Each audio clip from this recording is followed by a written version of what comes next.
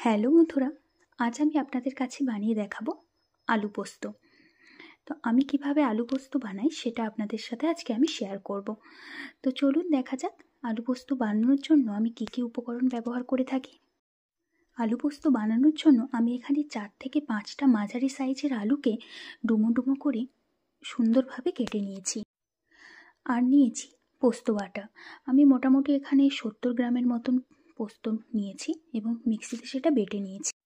আর লাগছে পরিমাণ মতো নুন। আর আমি এখানে 2 চামচের মতো কাঁচা সর্ষের তেল নিয়েছি।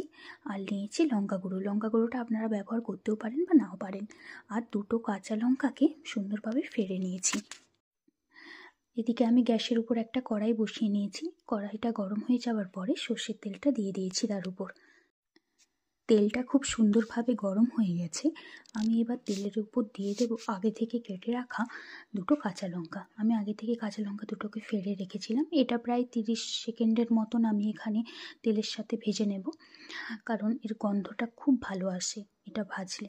আর এরপর দেব কেটে রাখা আলু।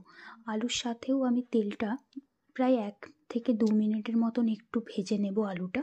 আর তারপরে দেব লবণ। লবণ দেওয়ার পরে আমি প্রায় আলুটাকে 10 মিনিটের মতন কষিয়ে নেব, কারণ আলুটা আপনারা যত টাইম নিয়ে কষাবেন আলু পোস্তর টেস্ট কিন্তু ততটাই সুন্দর হয়। আমি প্রায় 10 মিনিট আলুটা কষিয়েছি চাপা দিয়ে। আর মাঝে মাঝে আমি আলুটাকে নেড়েও নিয়েছি, না হলে আলুটা বসে যেতে পারে। দেখতেই পাচ্ছেন আলুটা খুব সুন্দরভাবে কষানো হয়ে গেছে। আমি এবার এই আলুটার উপর দিয়ে দেব জল। আমি এখানে প্রায় 1 থেকে 1.5 কাপের মতন জল ইউজ করেছি। আর এখানে কোনো রকম গরম জল ইউজ করিনি, নর্মাল যেই ঠান্ডা জল হয় সেটাই ইউজ করেছি। আর 10 থেকে 15 মিনিটের মতন এখন চাপা দিয়ে সেদ্ধ হতে দেব, কারণ আলুটা প্রপার সেদ্ধ হতে হবে। তো অনেকক্ষণ হয়ে গেছে, প্রায় 10 থেকে 15 মিনিট পরে আমি আপনাদের দেখাচ্ছি আলুটা খুব সুন্দরভাবে সেদ্ধ হয়েছে। আমি এই যে খুন্তির সাহায্যে কেটে আপনাদের দেখাচ্ছি যে আলুটা কত সুন্দরভাবে সেদ্ধ হয়েছে। এরপর আমি দিয়ে দিলাম বেটে রাখা পোস্ত। প্রায় 2 থেকে 3 চামচ আমি বেটে রাখা পোস্ত দিলাম। আর দিয়ে দিলাম লঙ্কার গুঁড়ো। অনেকে লঙ্কার গুঁড়ো পোস্ততে পছন্দ করেন না, আপনারা সেই ক্ষেত্রে নাও দিতে পারেন। আমি পছন্দ করি তাই দিয়েছি। এরপর প্রায় 10 থেকে 12 মিনিটের মতন এটা আমি ফুটতে দেব। 10 থেকে 12 মিনিট হয়ে গেছে। দেখতেই পাচ্ছেন পোস্তটা খুব সুন্দরভাবে হয়েছে।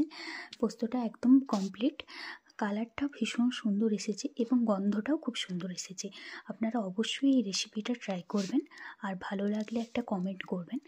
আর যদি আরও ভালো লাগে তো লাইক করবেন। আর আমার চ্যানেলটাকে সাবস্ক্রাইব করবেন। ধন্যবাদ।